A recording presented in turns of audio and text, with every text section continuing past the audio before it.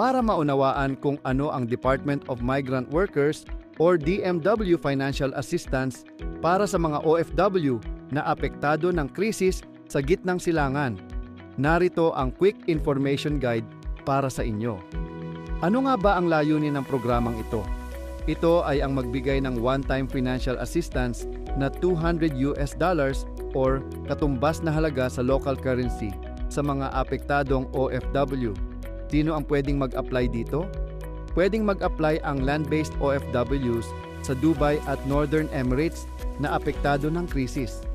Mga land-based OFWs na may employment visa na na-issue mula sa Dubai, Ajman, Fujairah, Ras Al Khaimah, Sharjah at Al Quwain na kasalukuyang nasa UAE pa. Ang mga aplikanteng ang visa ay in-issue sa ibang emirate ngunit nagtatrabaho sa mga nabanggit na emirates ay maaari ring mag-apply basta't may proof ng kanilang actual work location sa Dubai at Northern Emirates. Napansamantala o permanenteng nawalan ng kita o trabaho dulot ng kasalukuyang krisis sa Middle East, bunga ng US-Israel-Iran conflict, tulad ng pagsasara ng kumpanya, pagtigil ng operasyon ng negosyo, pagbawas ng araw o oras ng trabaho, pagsasara ng himpapawid o border repatriation, sa pilitang paglikas, paghihigpit sa paggalaw, o katulad ng mga pangyayari. Kung nakauwi na sa Pilipinas, maaaring makipag-ugnayan sa pinakamalapit na DMW Regional Office sa iyo sa Pilipinas. Ano ang requirements para makapag-apply? 4 ang requirements at ito ay ang Request for Assistance or RFA form, passport, proof ng overseas employment at proof ng work disruption.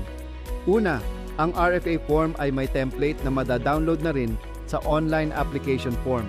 Ito ay i-fill out mo lamang at kung saan isusulat mo ang iyong mga personal na impormasyon at idedetalye ang work disruption na iyong nararanasan.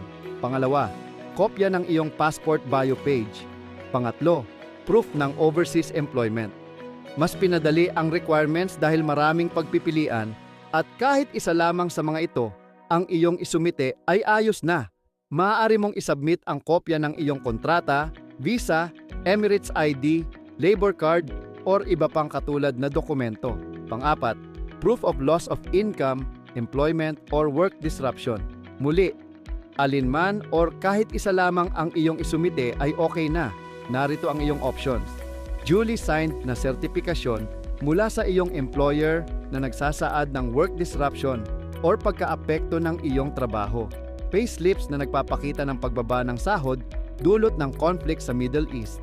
Or duly signed na Notice of Termination of Employment mula iyong employer o Private Recruitment Agency PRA o Foreign Recruitment Agency FRA o TADBIR o visa cancellation kung mayroon ka o notaryadong affidavit o sinumpaang salaysay ng pagkaapekto ng iyong trabaho o sariling mong salaysay ukol sa epekto ng krisis sa iyong trabaho.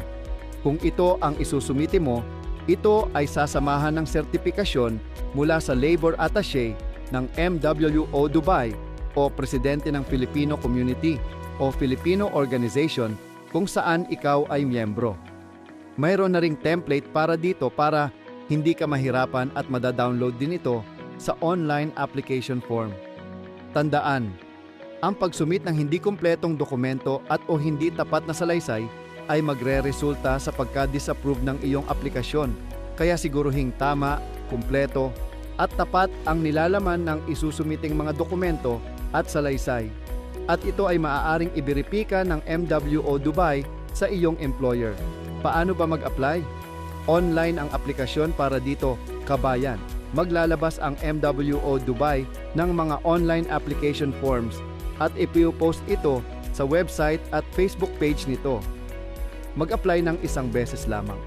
Hindi kailangang pumunta sa MWO Dubai dahil ang aplikasyon ay online lamang tatanggapin at i-evaluate para ma-manage ang dami ng aplikasyon. Ito ay first come, first served, subject sa availability ng pondo mula sa DMW. Kailan at paano malalaman ang resulta ng aplikasyon?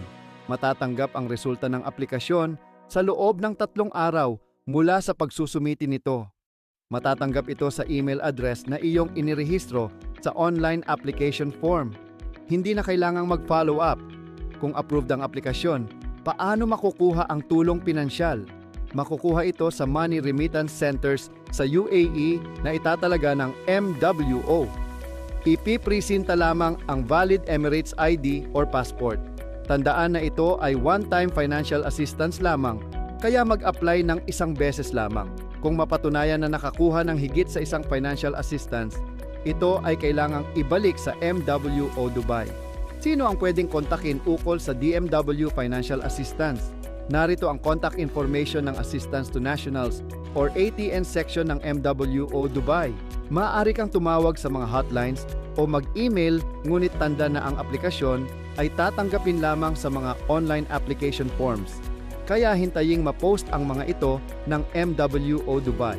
Sa mga apektadong OFW na nais mag-avail ng DMW Financial Assistance, abangan ang mga nalalapit at susunod na advisories at post ng MWO Dubai para makapag-apply. Mula sa MWO Dubai, maraming salamat.